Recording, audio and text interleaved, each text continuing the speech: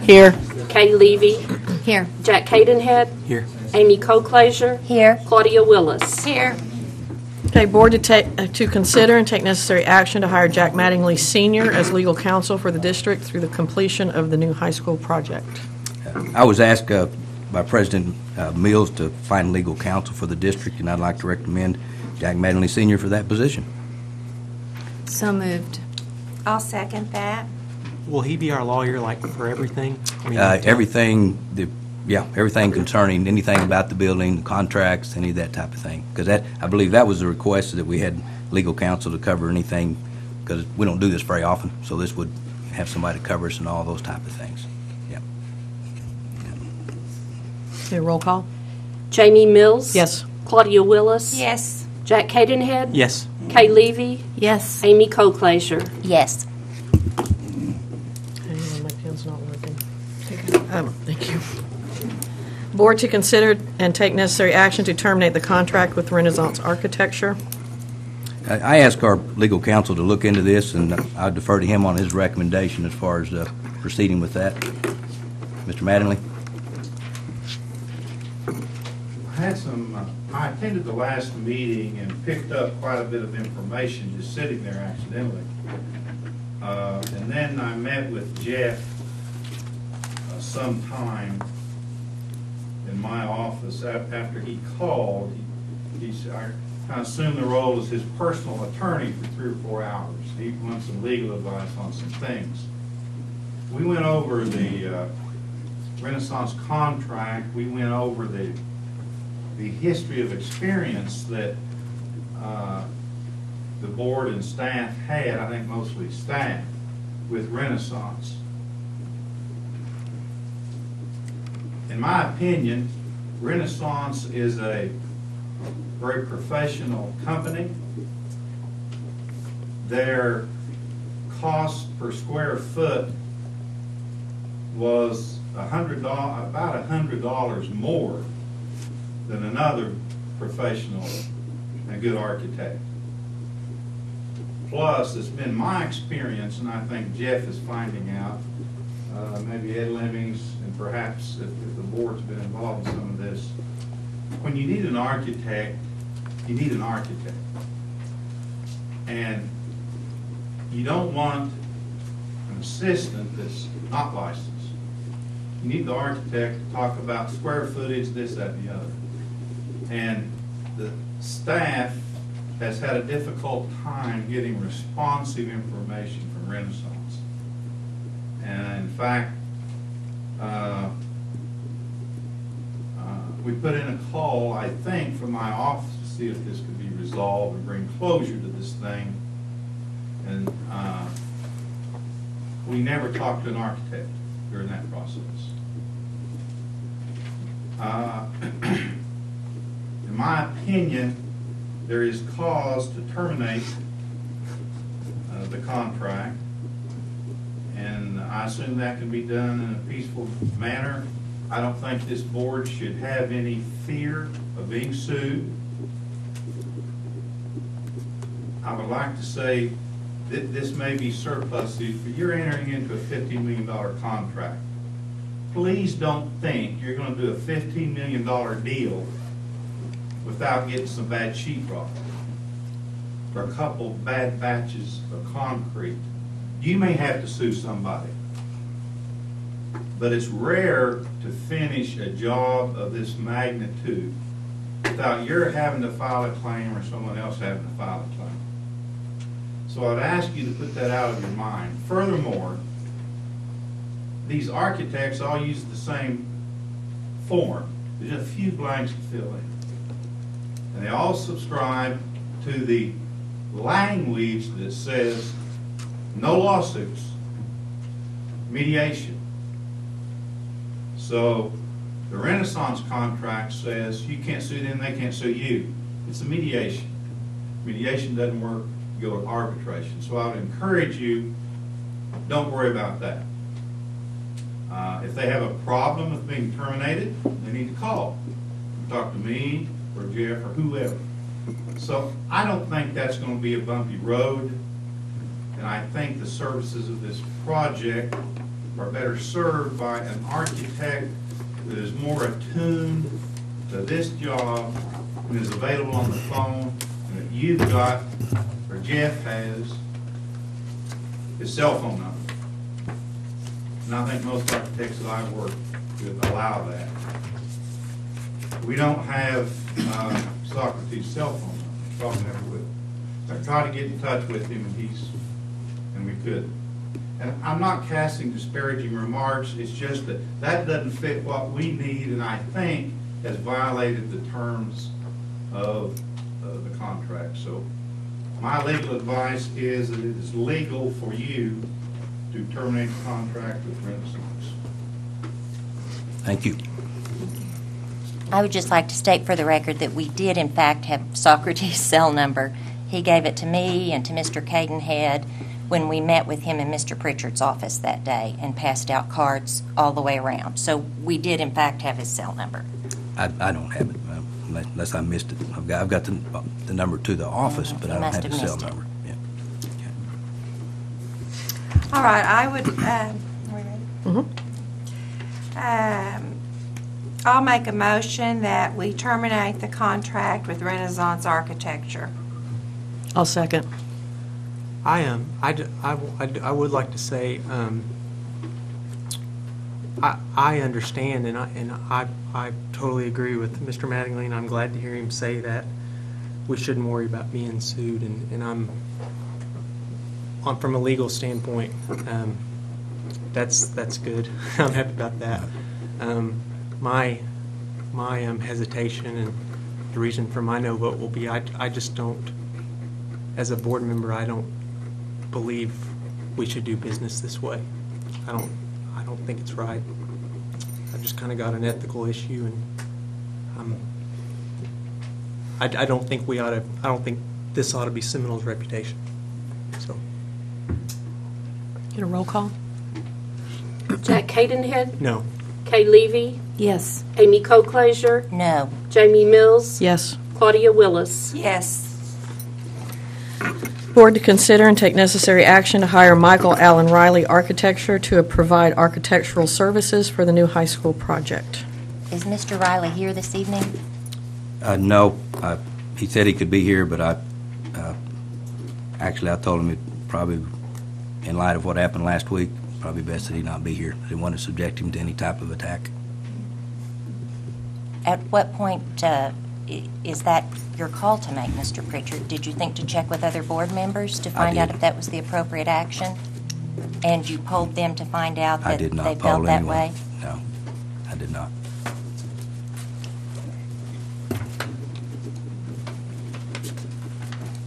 So I suppose, is this going to be an ongoing sort of thing that we're not going to see Mr. Riley? No, you'll see him on a regular basis. All right. Just not before we hire him.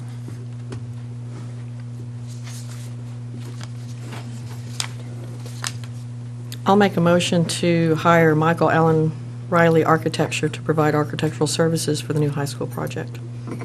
I'll second that. I've got a question, now that we have a motion on the table.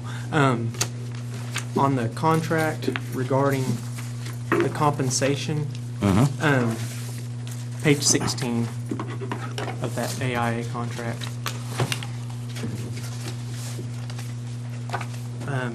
Remember last week, we got a cost estimate that Yes. from Ms. Ruff? Right. Where it says the fee would be 4% of the estimated cost of construction. Is that per the estimate received last week? Or? Yes. So what his fee will be 4% of Of the 14.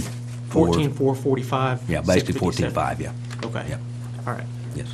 Okay. Yeah. Do you concur with that, Mr. Mattingly, that it's the cost estimate from last week that we would be working with? Is that your understanding? Yes. Okay. And that last week in our materials, that original agreement, is that just discarded? Or I mean, is this? Just went ahead and had him send a full contract, so we'd have this out of the way. So if we vote to approve and the board hires him, it would be subject to this AIA contract? Yes. That's going to be the only one executed? Right.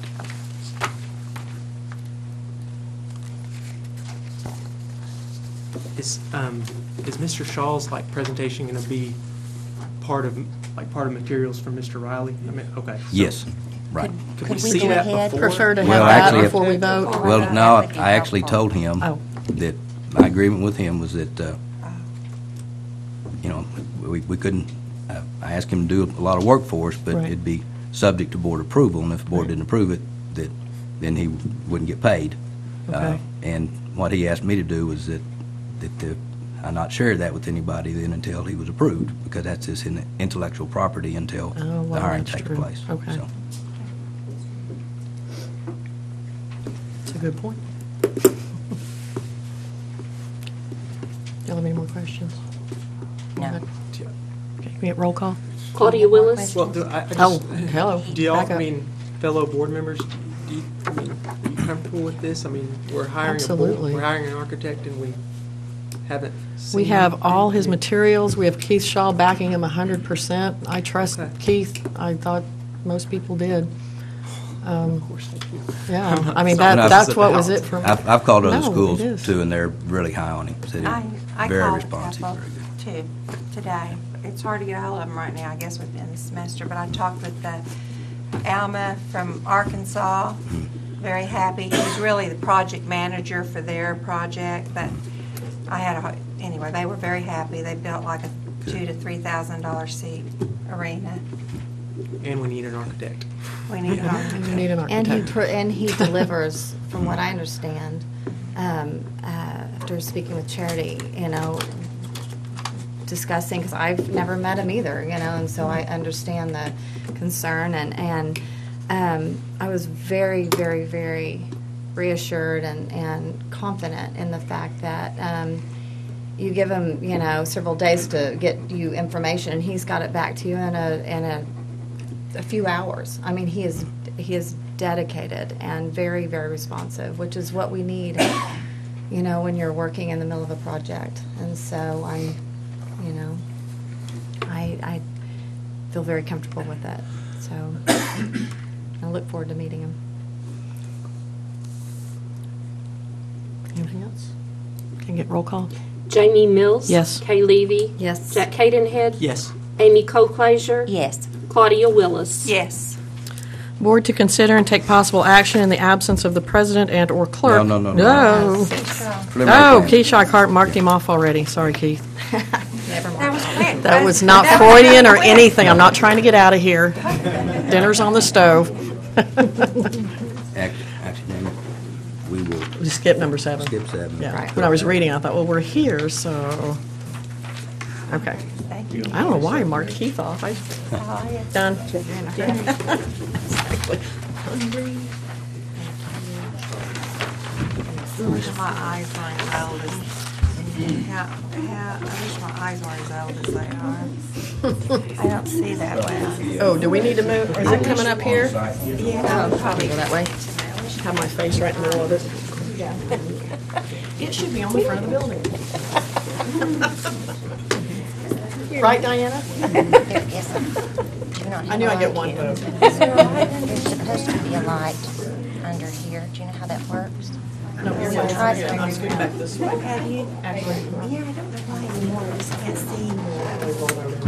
Oh, we're good. Okay, there's Harvey.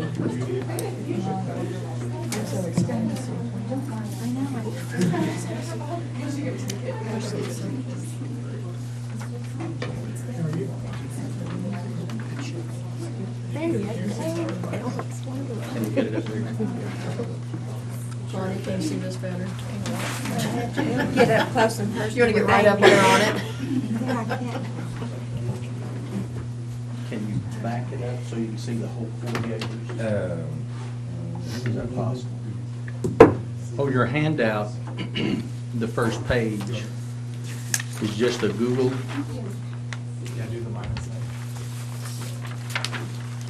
Site. We talked about this some last week. Okay, we're getting closer. Closer. No, I mean, we're almost to the 40, I think. Yep. For your reference point, you see on the south, the 3 buildings. H&H Alarm, and then Jerry Scott's yard. There are 3 buildings. And if you drive out there, you can drive down that road on the south. If you get to the 3rd building, you're about at the end of the gymnasium. And Jack, you had a question last week on that. It still exists, the flow line or the pipeline, but it's right at the back of a good ways away from the east side of the gymnasium. Again, there are no marks still there, but there were still remnants where Larry Sawyer could identify where it used to be. And he said he found an old marker there. So he tied a ribbon on the fence there on that south boundary line. Again, remember that this was done for 2 reasons. 2 reasons and 2 reasons only. One is, when Mr. Pritchard called, he asked about the square footage and the site. So we had to determine about the square footage we were talking about for bond purposes.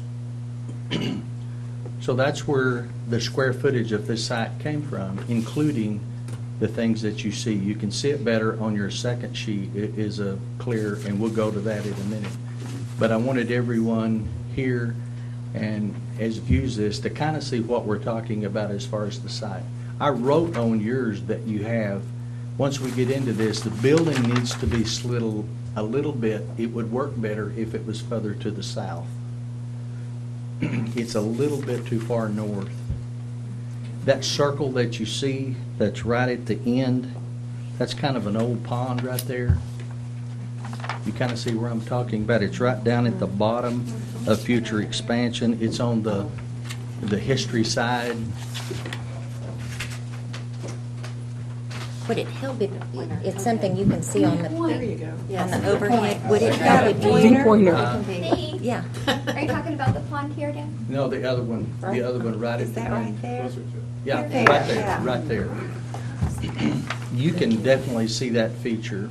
Jerry, that's that pond we found that time we walked down there. So the pond, so it would be better if the building, and I don't think it'd pose a problem at all, but it's something we can talk about. It would be less money to slide the building to the south a little bit. It puts us on grade a little bit better. Once we get our topo from Marshall, that will actually indicate what the elevations are. We don't have that today.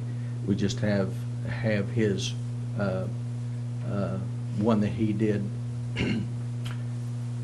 Any questions about the site? We talked about this last week, but you can see with the proposed practice field, it's kind of drawn to scale as far as the amount of space that would be needed for a practice field. The reason it was brought up that close to the end of the gymnasium, it gives you a lot of options as far as your elevations.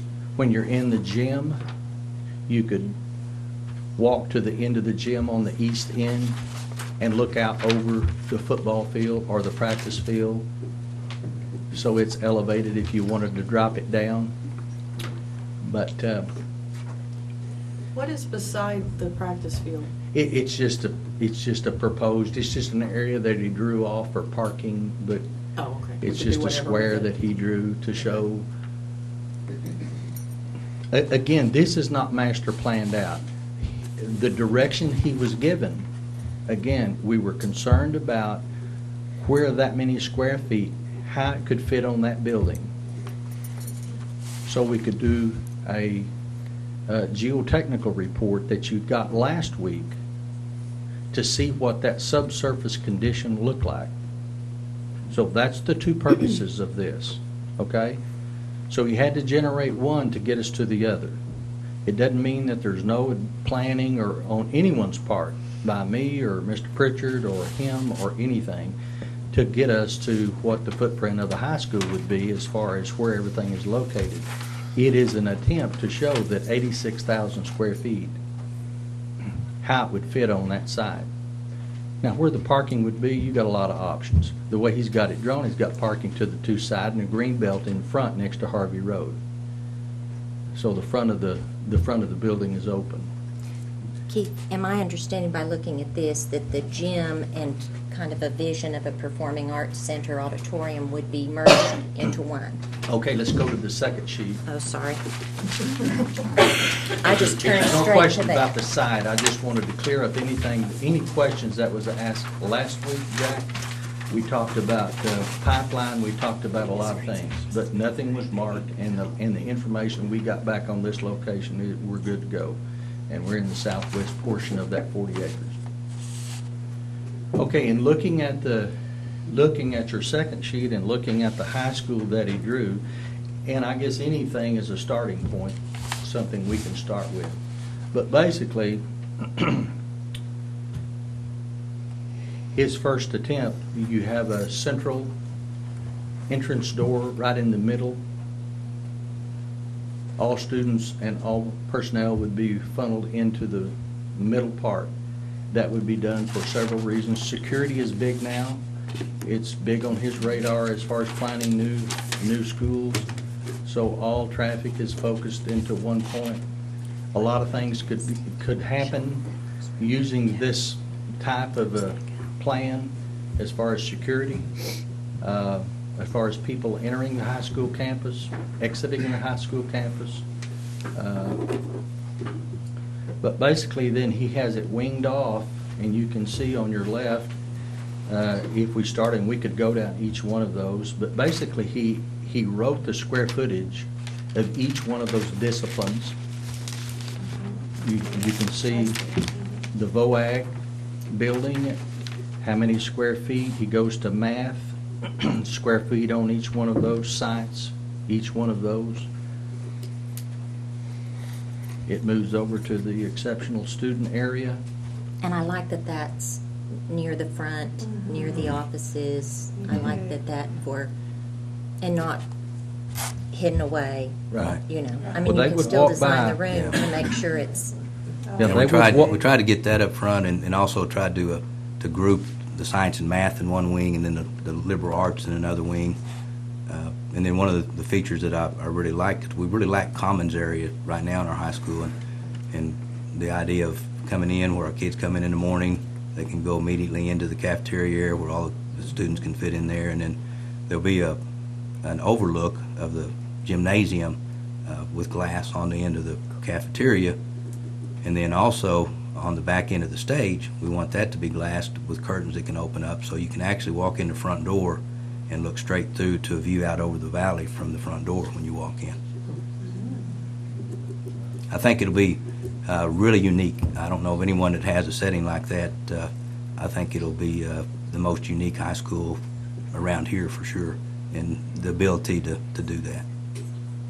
One of the ways that Mr. Riley used as far as our square footage, we're using the cafeteria that you see in the center with the tables. There's enough area to have one lunch hour, and that also couples as an area when you're going to a basketball game or auditorium, anything in the auditorium, that it's a multi-purpose used area. Tables would be up, some would be left down, but it would be used to serve children their lunch hour. But you can see in that area to the right, that is the concession stand for basketball or for any activity that you have. So the concession stand is a part of the cafeteria, so to speak. So you gain square footage. The bathrooms that is used for children of a morning, at noon, or any time is also doubled for basketball or any night activity. So you gain square footage there. Where is the And, Bristow does that, right, and loved it. Right. I thought that was pretty, right. very efficient and really Well, spacious. So the whole idea, if you see the basketball gym, Yeah. and it lists the square footage on all of this, and again, the square footage are important. As you look and work with Mr. Riley, dealing with areas that is needed. What he represents is what is recommended for each of those disciplines, for each one of those areas. That's the recommended square footage space for band, for, so on and so forth. Now, when you start exceeding that as a board, when you start saying, well, we need more space here, you need to look at ways, well, we need to reduce it somewhere else, because when you do that, you're affecting the overall cost, and I know you know that. But Recommended by who? Who made the recommendation? Who's recommended? Well, actually, what he's working off of, back in May, whenever I gave you that proposal of what we're looking at, and everyone voted to move forward with the high school. He's working off of that square footage that I presented at that time that everybody approved. So there's no longer any recommendations from the state for recommended minimums, and that they've dropped all that. They don't have that anymore. But he went off of the same thing that we presented to Renaissance as far as their square footage. So he gave the same square footage per classroom and per band room or whatever that they didn't do a band room, but for each of those. So the things that are on here mirror what Renaissance gave us square footage wise. Like I say, the state no longer makes any recommendations on that because some of those were kind of out of whack. So. But he kept saying recommended space, and I didn't know where he got those recommendations. Yeah, it was from what I gave him, same thing that I'd okay. given Renaissance, yeah. But there are no elevations. I mean, he's toyed with some, but he really hadn't spent any time on the elevation look, and I know everyone's concerned about the elevation. And that's one of the things for getting it out and showing everyone, me included, what the front of the high school would look like would be important, and I know he's ready to do that. But it is fully expandable.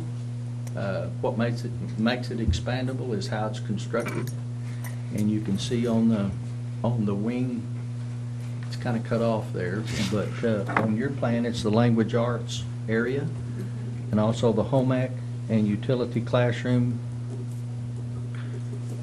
and a mechanical. It says possible future classroom addition. So those wings, and even on the science wing too, you could expand that. So you won't be locked into a structure or to a plan if you go to some semblance of this, where it would be hard to add on if there is anything that takes place in years to come, consolidation or so on, and you have more students, that you couldn't expand this building relatively inexpensive and simple without disrupting the existing building. Has it been determined where the safe rooms would be? The underneath the two bleachers, underneath the two bleachers would be the two dressing rooms, and he calculated that those would be enough area to accommodate. He said, I don't remember what he said, 500 people? I believe he told me 900. Yes. 900 people. Mhm. So under the two bleachers would be safe room, and that would also be used as dressing room, coaches' offices, and so on. But they would also be built structurally to accommodate the FEMA safe room. What does this mean on the gym floor where it says exclude stairs, stage, and locker rooms? Does that mean it's not? It's not figured in the square footage. It's not figured in. Okay.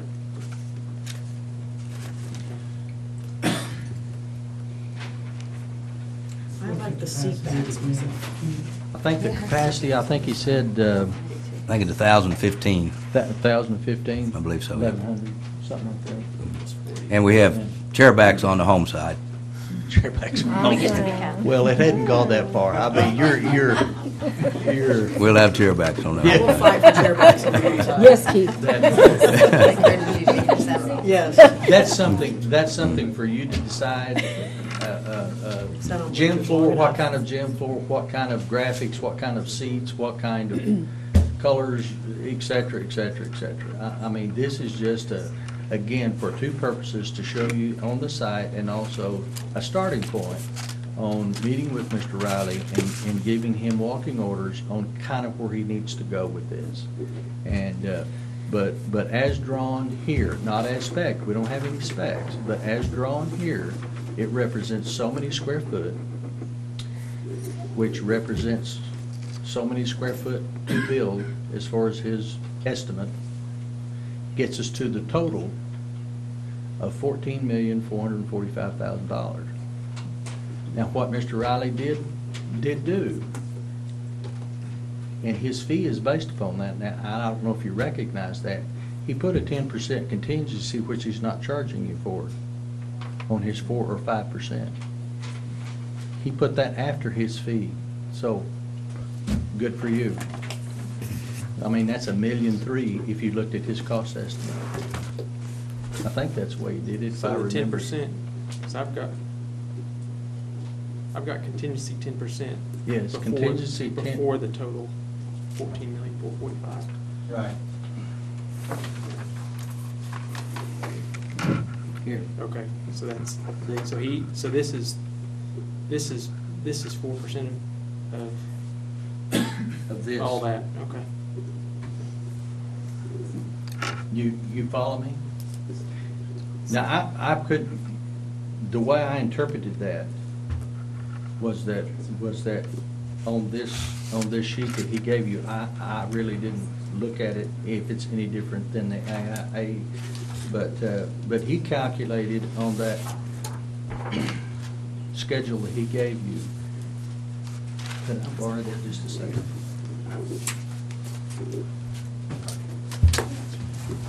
His cost estimate for the new educational complex of 85,296 square feet, $140 a square foot, $11,941. Okay? That's based upon $140 a square foot.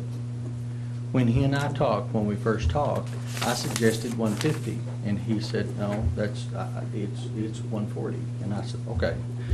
But what he did do, and what I didn't know that he was going to do, then he separated out site gravel, site concrete entrances, asphalt. He added those sidewalks, which I normally fold that into the square foot cost, but he had separated those out. And then he came up with a total of $12,627,324. And then he has his fee. Okay? So that's your fees based on that. And then he got a 10% contingency, which is not included in his fee. And which, how much is that? 1% of $1,313,000.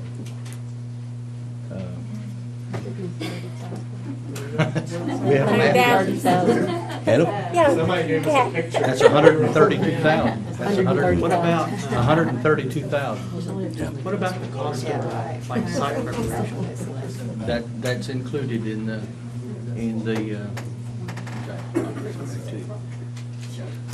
normally site prep, that is included on the footprint of the building and any additionals, and he and I talked about that on site prep.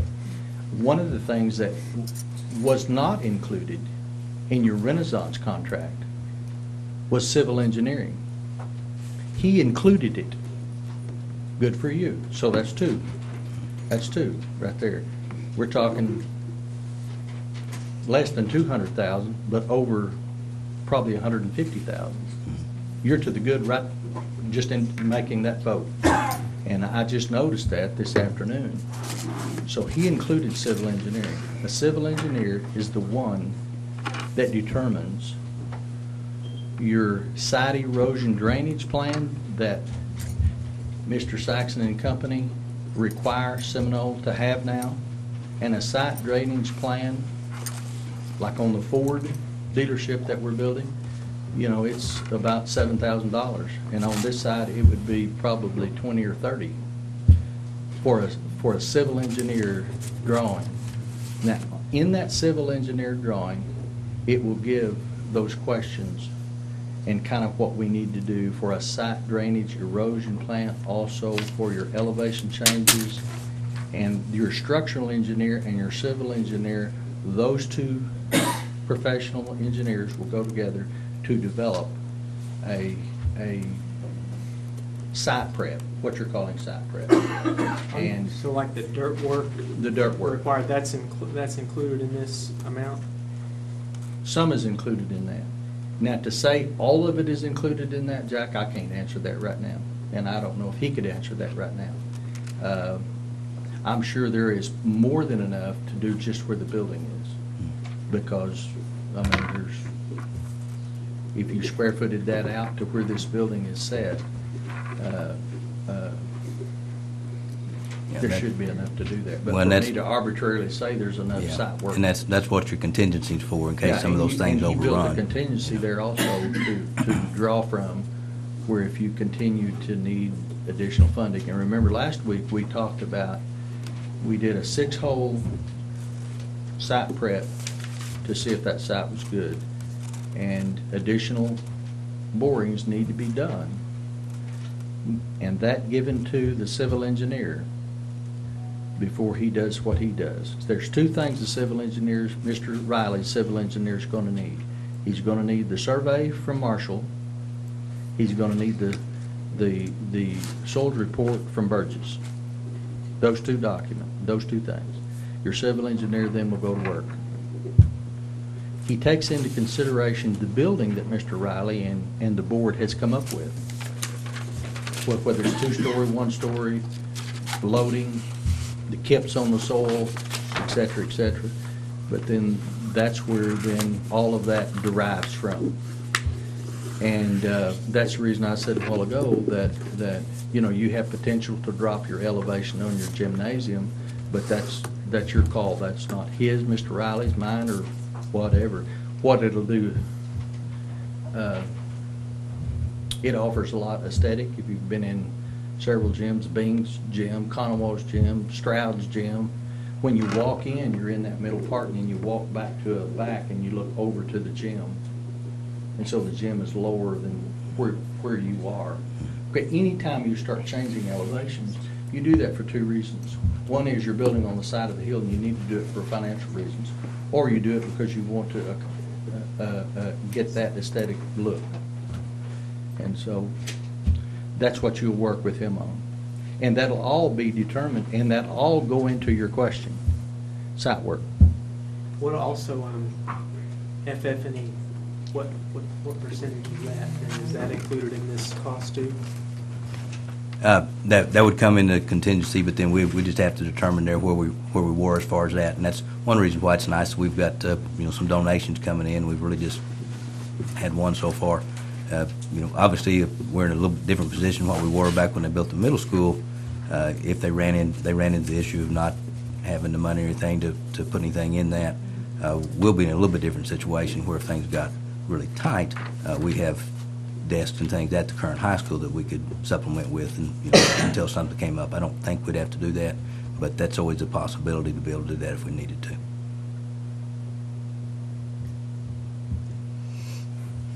At this point, this is a very, it's a starting point. It's something to look at as far as your bond is concerned, as far as the amount of money that will take to fully build a high school with all the components that have been thrown around and discussed and over the past months and years. But it gets you a tangible building that we don't know what it's going to look like, but and we know about what it would cost to do and about where to put it. Any questions or?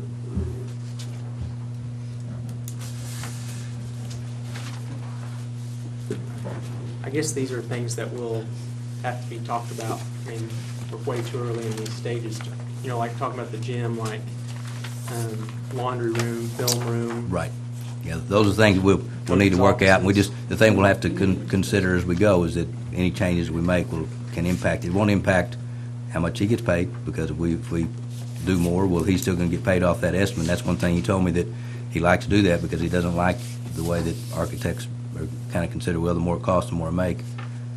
He said, I base it on that amount, and if we get donations and build a $20 million project, he's still going to get paid off that original amount. So that's to our advantage as well. So, but I understood, Mr. Shaw, this safe rooms also double as coach's offices, Yes. right? As locker rooms and, As yeah. locker room, Right. and Well, maybe, okay. Right. Yeah, there's enough square footage there to pick up locker rooms. I think there's 2 on each side, and coaches' offices and laundry rooms or whatever you decide to put down there. And there's some work that's got to be done to the plan. There needs to Yeah. be, he's got a few mechanical rooms there, but I think they need to be located a little better. But all of that is just a normal process and getting this plan to where you want it and getting the building to look like you'd like for it to look. It's kind of like a plan that you would select to build as your house, that you then make your tweaks that you'd want to make to it. Yeah. And again, I think a lot of conversation has taken place about this. Mr. Mattingly talked about it, Jeff talked about it. But when Mr. Pritchard first called me and said, hey, we need to evaluate that site out there, I said, okay, we need to do this and this. And then he told me about Renaissance, and then we talked about the other things that we talked about last week. But he generated that and had that back to us within a day, Yeah. 2 days. I mean, 2 days is a long time for him. And I'm telling you, it's, as I told you last week, I've got 3 others I'm dealing with, and you're looking months and months. And so he's very responsive, and I hope he continues to be, but I see no reason he wouldn't. But he can usually get you something back pretty quick. He's been really good. Even during Thanksgiving, he would, get Yeah. right back with things, and Yeah. Yep. Okay? Thank you. Thank you. Thank you very much. Can we turn that off? No, yes. Just put that No, cap on I've it. got spots in my head. Thank you. Is it blinding you? I've got spots. Now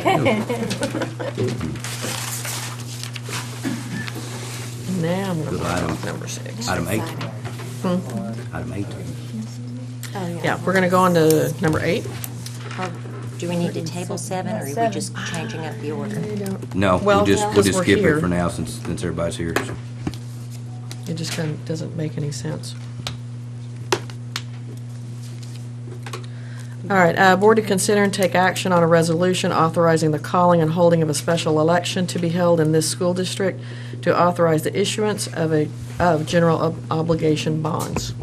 This is Mr. Jordan Smith with Stephen L. Smith Corporation. I do appreciate your time this evening. What we have before the board, the resolution, authorizing $19,610,000, which will conservatively deliver the 14.5. Got a frog in my throat, I apologize. The 14.5 necessary for all of the construction. We've estimated just about all of our numbers pretty conservatively. We've estimated high on our interest rates for 2 reasons. One, we're forecasting a financing that's not going to take place for several months. 2, we've estimated high on our interest rates to protect our tax patrons as well. So as those interest rates stay low, we get through the election, we get to the financing stage, rates are lower than what we forecasted, you'll have a little bit of extra money at your disposal, which you could use for furniture, I think you had some classroom additions possibly on the end. If you have cost estimates and so forth, you can utilize those additional monies towards that. If you have money left over at the end, you can pay down the financing, pay it off a little bit early. Or once you've accomplished the ballot projects, Oklahoma law allows you to go out and acquire other bond-related items. So we've tried to protect the district and the patrons in several ways against rate movement. We don't want to get too aggressive on our projections, and all of a sudden we can't deliver the 14.5 necessary. And we also want to protect our patrons, that when we talk about a tax increase, we want to know with all reasonable certainty that we can hit that targeted tax rate as well. So we've tried to protect the district several different ways in order to accomplish that. And I think, again, within a reasonable scope, we've got plenty of protection built into it. I know we're new for the district, but we've been in the school finance business for 44 years now. My dad, Steve, started back in 1970. My business partner, Andy Davis, his grandfather started all the way back in 1919. So we go back 2 and 3 generations in school finance. As my grandmother always said, 5 times 0 is still 0, though. So while we do have a lot of experience, a lot of history, we've represented about 100 schools across the state. everything's a little bit different. And every district, there are a lot of things that work as a general rule, but they may not fit with this particular community, with this particular district. One thing that we have found, going back to our rate projections, some of the way we design and plan things, when we plan conservatively, 99 times out of 100, we end up with more money, rates being a little bit lower, we pay off a little bit faster, and everyone seems to win in that category. We've only had one circumstance where rates moved against us, and it was in 2008 when the economy just crashed. We have one school, they knew they got a little bit aggressive when they planned it. Rates jumped a little bit. On a $10 million transaction, we were about $200,000 short of the original budget.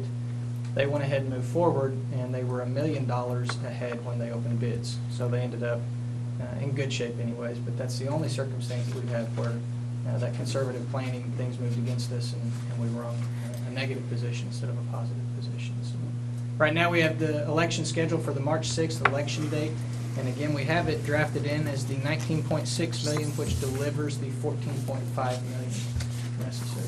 Where does the $5.1 million go? It's interest. Just with any financing project, what we're doing with a series bond. Let me pass these out. This might help. I'm sorry, he said March 6th, March Mr. 3rd. Preacher. March but 3rd, I think. I believe it's March March 3rd. 3rd. Yeah, that's all right. Yeah. Thank you. Yeah. Let me pass these out. This is an actual copy of the bond schedule itself. This is the exact same design that you've used in the past. It's a process, it's a series bond program. It's a program that's used by, I'm going to say 85% of the districts across the state now. I know the numbers are kind of small, but you can see this stair-step effect that takes place. What we're doing, we're voting one time for $19,610,000, and then we're going to issue those bonds over the next 13 years. Now, if we're not getting some of this money until 2019, 2021, how are we going to build all of this today and complete it? And that's where we issue a secondary financing. After the election's passed, we issue a secondary financing in lieu of those future bonds. That delivers the 14.5 today. It's just like a home loan, car loan. I don't have $10,000 cash to pay for my car today. We don't have $14 million to pay cash for this, but we can afford $1.1 million this year, $1.2 million next year, $1.3 million, and so forth. So when we go out and capture those future proceeds, there's interest built into that component. That's the difference between the 14.5 and 19.6. And again, we've estimated that much higher than today's current rates, so that if rates move against us, we've still got hopefully enough protection built in that we can still deliver the 14.5 necessary. Mr. Smith, I notice we're talking about 17 years here. Is there something that going out 17 years gets us as opposed to 14 years in terms of the tax increase that's being proposed? Yes, it keeps it under 10%, the tax increase does. Okay. Yeah. Yeah, the tax increase will be below 10%. If you were to back off, you wouldn't have enough money to complete the project as we've drafted it. So. Okay. So, but for future boards, I mean, so for 17 years, no additional indebtedness will be able to be incurred for? No. You're actually, in any given year, you're only going to be about half your actual capacity. You're only going to have about $2.2 million outstanding. The benefit with this structure, and you can kind of see that stair-step effect, as each one goes on, one is paid off. We can come in any given year, if you have some emergent needs, if you have some other needs, we can come in and oftentimes dovetail another project right in the middle of that, many times at no impact at all. Case in point, Deer Creek Schools, right in the middle of this exact same platform, exact same plan, came in and squeezed $10 million right in the middle at no tax increase. We were able to come in, restructure the existing bonds that hadn't been sold yet, fit $10 million onto the tax rolls. Patrons never saw a difference at all, but we were able to deliver $10 million in new projects, new improvements. I don't want to represent that we could do $10 million here without any kind of impact. But Yep. right. This is being recorded, you know. Yes, ma'am. In that case, it was Deer Creek, Illinois. But we've had a number of districts that this series platform provides tremendous flexibility. All of these bonds are on a real short 2-year maturity. That also provides the most flexibility for the board, as well as the most efficiency from a financing perspective. When we stretch each of those individual bond series out, now you're having to juggle 5, 6, 7 different bonds at one time to balance your taxes. If you go to restructure, you've got much more baggage, if you will, to shuffle and to work around. Additionally, when you're on those 5-year bonds on each individual maturity, they're $200,000, $300,000. But when we're selling these 2-year bullets that are on and off, it's $1 million, $1 million, $1 million, $1 million. So every single year, we're chipping away as much as we can at that outstanding financing, generating the most efficiency out of it as well. But it also, in turn, provides tremendous flexibility that we can come in the middle and restructure the outstanding bonds that we haven't sold yet, make some room, and put a new project in if we need to. Collinsville schools, again, many schools are on this platform. You all have used this exact same platform in the past. Many schools that we've had have come in midstream and they dovetail another series right in the middle of it. Collinsville has done that 3 times over. Piedmont has been another district that has come in. They just had tremendous growth. They had tremendous increase in their valuation too, which provided that opportunity. But there's several different ways that we could address needs midstream if we needed to as well. So. And Mr. Smith, Yes, ma'am. as a lawyer, I hate to talk about attorney's fees ever. So but I just have a quick question. Can you tell us what your fees, not the interest payments and everything, what we would be paying in terms of interest, but what your fees to your entity would be out of the 19.6? Our firm charges 1% of whatever we financed. If we have these in 3 different series and 1 different series, we charge 1% of that financing amount. Our bond counsel that we use is a nationally recognized bond lawyer. They typically charge the same on the lease financing. They'll issue an opinion with each GO as well, and their fee on that GO is much lower. Their workload is much less in that regard as well. Normally, the total fees for my firm, for bond counsel, for all parties involved on this type of structure come in at about 2.5%. I've estimated at 3% because there's a few unknowns. We don't know which bank is going to buy this yet. We have to bid that out. From time to time, those banks will require their counsel to be involved as well. So there's a couple of different environments where we want to provide a little bit of contingency on the fee side as well. So you've estimated 3% of 19,610,000? The 14.5. The 14.5. Yes, sir. Okay. Yes, sir. We've estimated 3% of the 14.5. But then every year as we sell a bond, we have a 1% fee on that bond sale as well because we have to go through the process, the work of selling that bond issue for that particular year. You've actually got 2 different financings that you're partaking.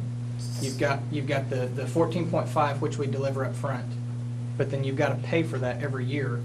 We have to sell a bond every year to pay for that. So it's a little bit confusing because you've got 2 financings for one ultimate project. That's why you've got the 14.5, but then the individual bond sales as well. And yours is 1% of... Just whatever we finance. So the 14.5, and then each year we have a 1% fee on those bond sales.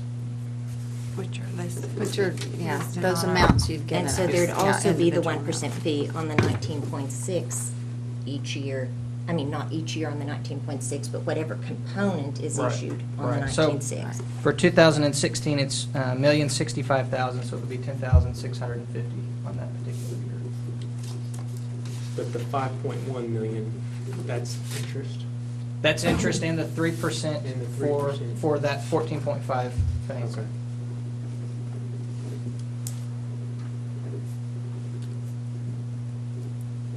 So basically 26 cents on each dollar goes towards fees and interest.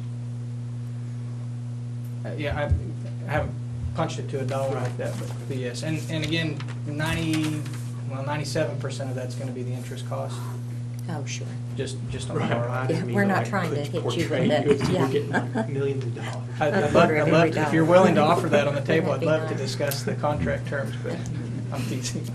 But yes, it's, the largest single component of that is the interest expense. So, and we've estimated that at 4% borrowing.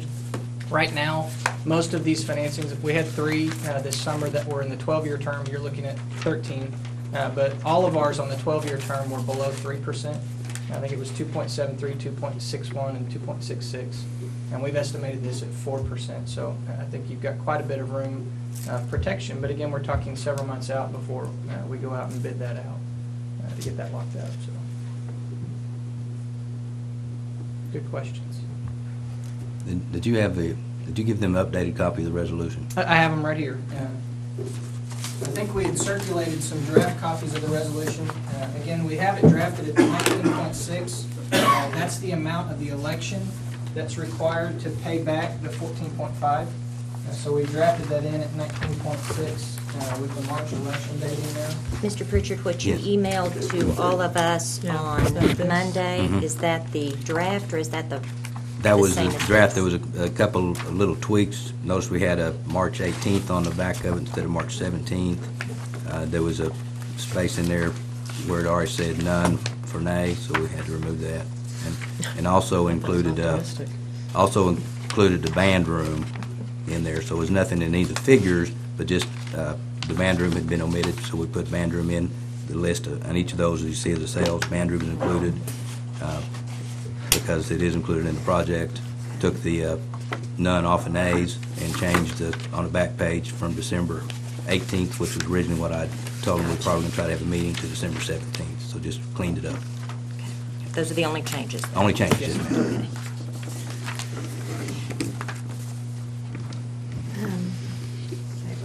We're still in 18th on the very last.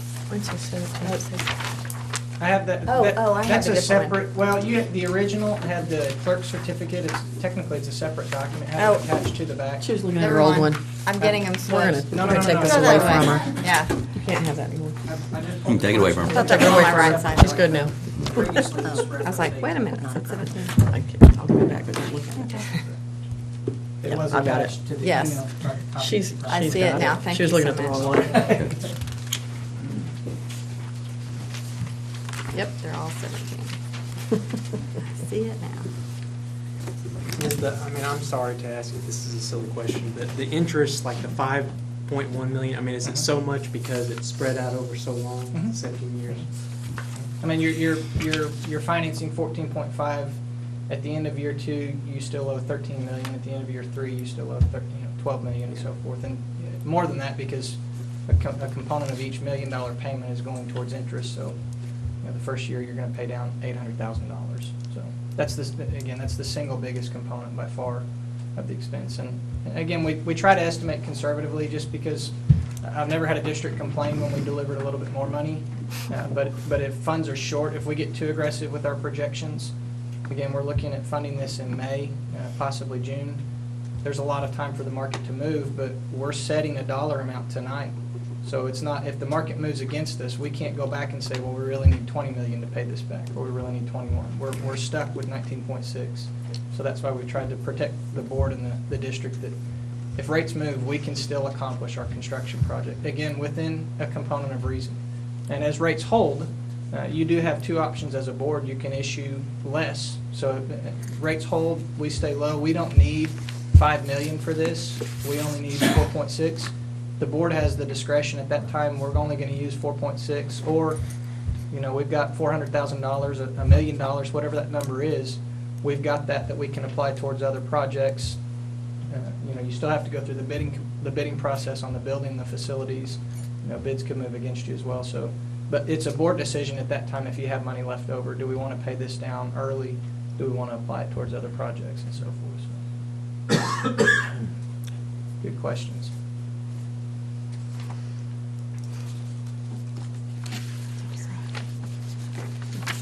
All right, thank you, Jordan. Thank you. Appreciate it. Thank you very much. Thank you, sir. Put it in terms I can understand.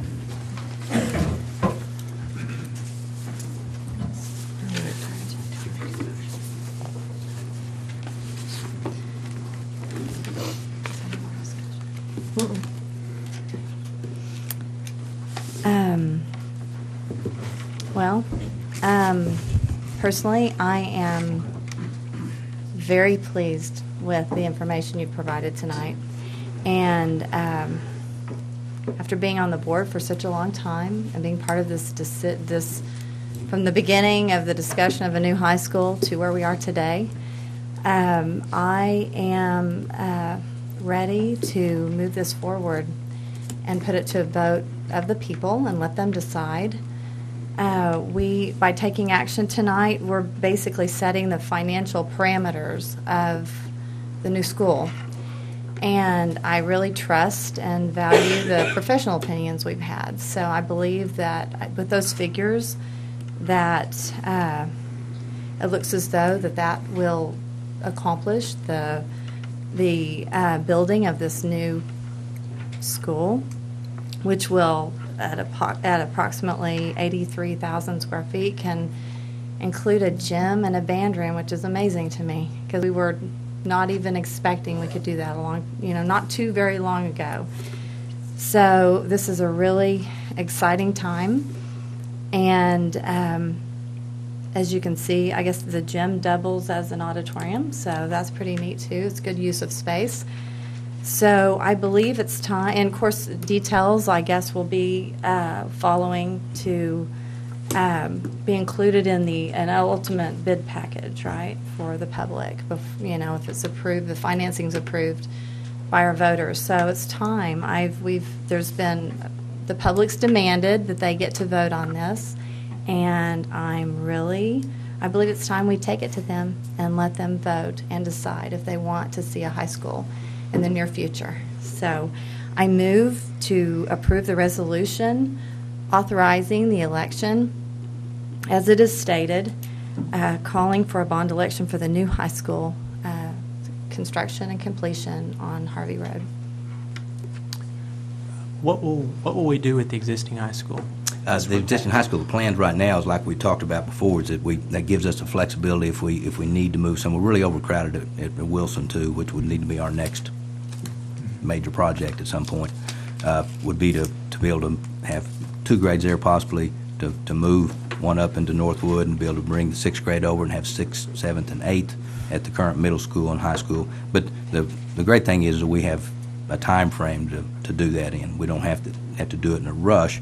We can take our time, make that move we need to. Then at this point, we'd want to move our administrative offices probably into the 2nd floor. And then I visited with Larry Minahan about the Alumni Association taking over the 3rd floor for the Hall of Fame.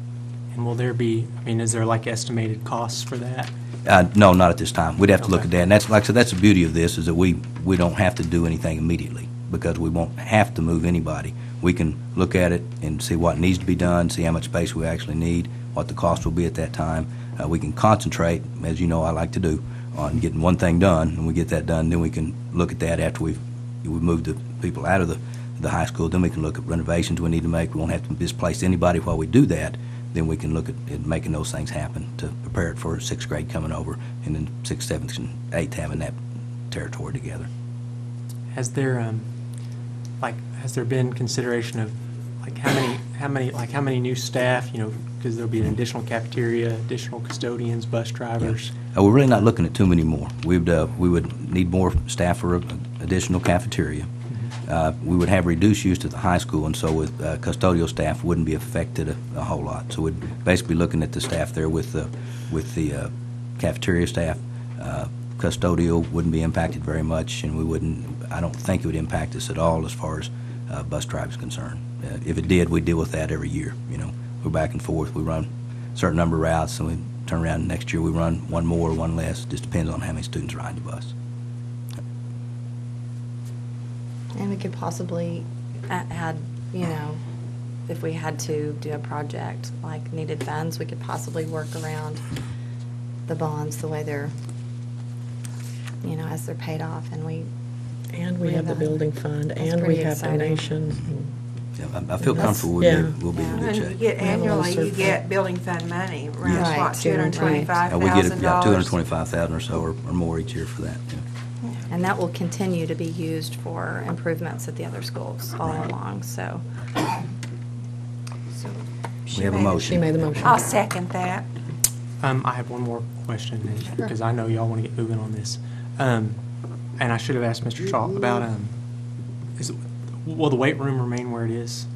Yes, for right now. Okay. Yeah. Are there any issues regarding Title IX and not that I'm aware access of, and that's all things we can address. Okay. I was thinking about that we might want to try to figure out a place where we can have some weights in this facility too, just because for nothing else, and it'd be nice to have it for our PE students. Mm-hmm. And that's one thing, actually, to be our generous donor. That's one of the things he mentioned to me, that he would like for us to possibly use this part of this $500,000 to provide better PE facilities for our students. So. All right, can we get a roll call? Jamie Mills. Yes. Kay Levy. Yes. Jack Cadenhead. No. Amy Coclaser. No. Claudia Willis. Yes.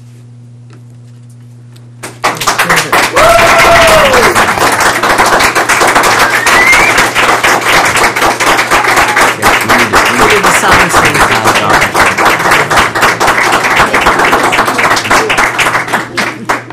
We need to sign the documents now? Yeah. Now, that's a crowd. That's- That's a crowd. Yeah, can we get some documents, whatever we Right need to here. sign? Okay, you've got them. I don't know that I have. Do I? Oh. Oh, yay. No date, just a signature? Yeah, we've already got it. Okay, you do. It's the 17th now. I know, I can't. Oh, believe you it. meant in the same. I'm with you. I'm a little slow. Board clerk? I didn't even notice. the Right date there, Jack earlier when I Cadenhead. looked at the resolution. So it's thought This is our clerk certificate. There's about 6 signing pages. Did you bring the seal? Do I get to do it since I'm the clerk? Yeah, you should be able to. I think just the president, the clerk sign, right? Yeah. Okay, good. Yeah. That's fine. Okay, very good. As documents are, as new bonds are sold, are there new documents to sign every year too? There's about 47 documents for each one. So we'll be signing. Good grief. Good grief. No wonder y'all 47. charge so much. It's a lot of paperwork. Oh. Yeah, we actually cut back a few, we used to. I say, you got to go green. 4 copies, well, we're trying to. Get both those signed pages. Yeah, we're- Should we move through the meeting? Should we get the Should meeting? we go ahead and do? Oh, we can go and adjourn. We've not adjourned, Madam President. Would you like to make a motion to adjourn? I move we Well, adjourn. we haven't done item 7. We gotta Are finish not up doing signing stuff. We're not. Oh, We're here. sorry. I guess item 7 dies No, for lack of a motion. There was no Yeah, major it died. discussion, is that okay? yeah. So Item you have, 7, you have a yeah. motion out? I No, move to let's adjourn. Get everything signed and sealed, and then we'll Okay, adjourn. move to adjourn, I'll No, second. no, let's don't do Oh, it till not everything's yet? signed and Okay. attested to. No? Yeah. Okay. Okay. We don't want you running out of here, Kay. I know, I'm sorry, I'm not trying to be in a hurry.